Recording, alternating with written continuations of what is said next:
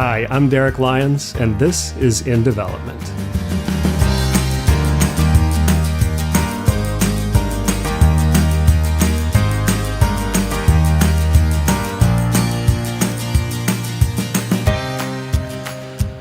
So one thing to know about me is I love games. I have since the time I was a little kid with that first paper route to get the 8-bit Nintendo Entertainment System.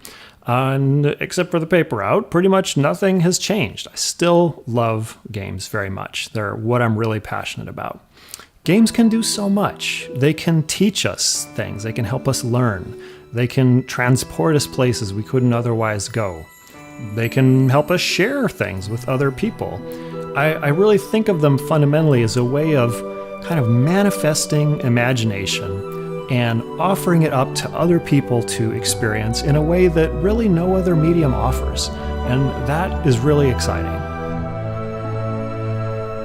So that backstory brings us to what I'm doing here with this channel.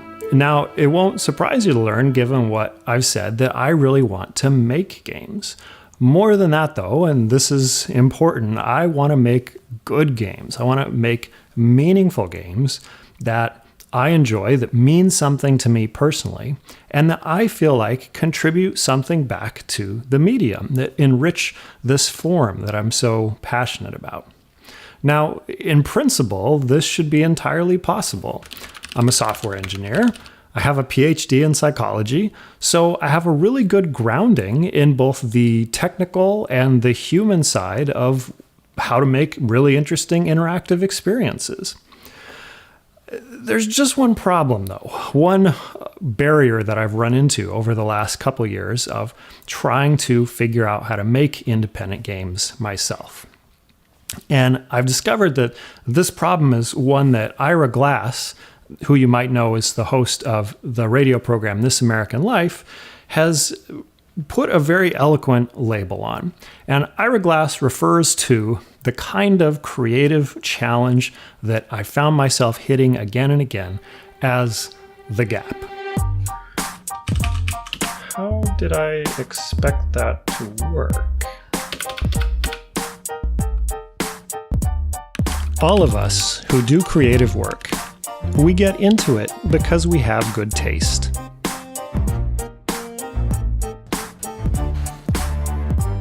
But it's like there's a gap. That for the first couple years that you're making stuff, what you're making isn't so good. It's not that great. It's trying to be good. It has ambition to be good. But it's just not quite that good.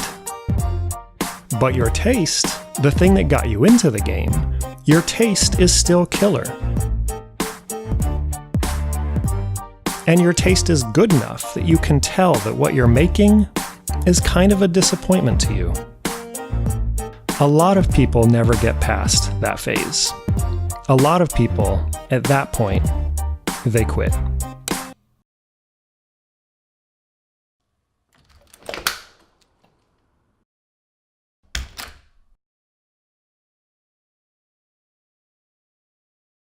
So, I've been working on independent games for several years now, and I can tell you from my own experience that the gap is real. The truth is, I think it's just very hard to find your way forward when the kinds of games and experiences that inspire you feel so polished, so jewel-like and perfect, so wonderfully produced, that when you are starting out, your own initial efforts to find and cultivate your own creative voice just feel tiny, puny in comparison. Now, I imagine that people respond to this feeling of not being able to measure up in different kinds of ways. And for me, I know that I'm a planner, so my response has tended to be to really double down on those initial ideation phases of game development. Design, redesign, redesign. I've spent weeks and months writing design documents, and sometimes they've been really good. But I have frequently failed to take those designs and push them forward into those next phases where the game starts to become a real thing. What's more, when I do move into the prototyping phase, because I really want the things that I produce to feel as polished and as beautiful as the games I admire, I tend to never release them or show them to anyone. All of that work and nothing comes out of it. It's frustrating, and it's a deeply counterproductive way of working. It's not moving me towards making the kinds of games I want to make, and it's not helping me close that gap. So, that's the problem. Now, how can we fix it?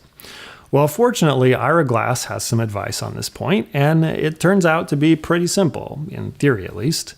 His advice is this: do a lot of work. Do a huge volume of work. And as we've just talked about, the thing that I've worked out over the last couple of years is it's not enough to do that work in isolation where only you can see it. You really have to commit yourself to the discipline of iterating in public, doing the work and putting it out there where other people can see it and respond to it. So that is the goal of this channel. What I want to do is to figure out how to make great games. And I want to figure that out with you guys. I want to do it in a public way where I'm going to be iterating and sharing that journey as it happens. Let me tell you about the format. I am going to be working on a game. My idea is that in each episode, I'm going to pick out some interesting question, some challenge or difficulty or decision that I've had to make in the course of working on that game, and we're going to take a look at it together. Now, these questions could be technical things. They could be about the coding of the game, its design from an implementation standpoint. They could be about gameplay questions. It could even be an artistic consideration. The important thing is that each question that we consider is not going to be some kind of simplified textbook exercise.